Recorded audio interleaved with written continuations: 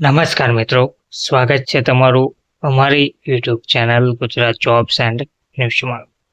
મિત્રો, પીએમ મોદી સરકાર દ્વારા મહિલા ઉમેદવારો માટે વિશેષ લાભ જાહેર કરવામાં આવી રહ્યો છે. મોદી સરકારે મોટી ભેટ આપી છે. પીએમ આવાસ યોજનામાં હવે મહિલાઓને આ વિશેષ લાભ મળવા જઈ રહ્યો છે. વિગતવાર જોઈએ તો પ્રધાનમંત્રી આવાસ યોજના ગ્રામીણના બીજા તબક્કામાં કેન્દ્ર સરકારનો ઉદ્દેશ્ય ગામડાઓમાં રહેતી મહિલાઓને સશક્તિકરણ કરવાનો છે. આથી આ યોજનામાં આપવામાં આવેલા મકાનોમાં મહિલાઓને 100% માલિકી આપવાનું લક્ષ્ય રાખવામાં આવી રહ્યું છે.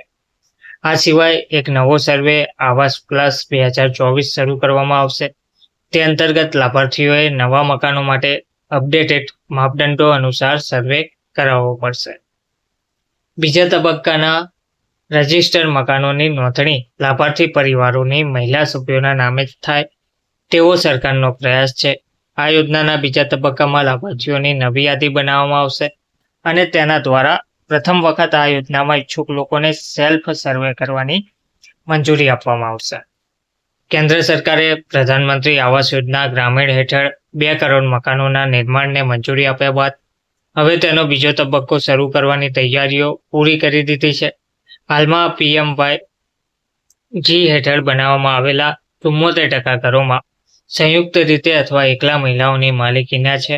બીજા તબક્કામાં ખાસ શું છે તો આ યોજનામાં પારદર્શિકતા લાવવા માટે પ્રથમ વખત સર્વેક્ષણ કરનાર અને જેનો સર્વે થશે તે દરેકના માટે ફેસ રેકગ્નિશન ટેકનોલોજીનો ઉપયોગ કરવામાં આવશે. આવાસ પ્લસ એપ દ્વારા નવા સર્વે કરવામાં આવશે. સાથે આ વખતે પ્રધાનમંત્રી આવાસ યોજના ગ્રામીણ માટે પાત્રતાના માપદંડો પણ હળવા કરવામાં આવ્યા છે અને કેટલીક મર્યાદાઓ પણ દૂર કરવામાં આવી છે.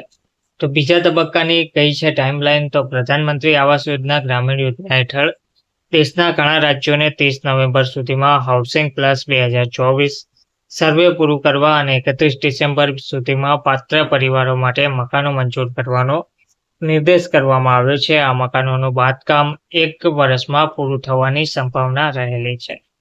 વર્ષ 2016માં યોજનાની શરૂઆત થઈ ત્યારથી પીએમવાયજી હેઠળ 2.67 કરોડ મકાનો બનાવવામાં આવ્યા છે. તેમજ ઇન્દિરા ગાંધી આવાસ યોજના હેઠળ લગભગ 77 લાખ પેન્ડિંગ ઘરોનું નિર્માણ પણ પૂરું થઈ ગયું છે. પીએમએવાયજી યોજના 2016માં શરૂ કરવામાં આવી હતી. તેમાં 5 વર્ષમાં 2.95 કરોડ પાકા મકાનો બાંધવાનું લક્ષ્ય રાખવામાં આવી રહ્યું છે. ધન્યવાદ.